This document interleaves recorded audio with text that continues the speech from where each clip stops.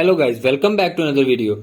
In this video I will show you how to fix Internet Cafe Simulator 2 not launching problem on your Windows in PC and laptop. So to fix this issue, follow every step as I am showing in this video, and do not forget to subscribe this channel and also press the bell icon for the latest upcoming videos. Hope so this will fix your problem and help you a lot.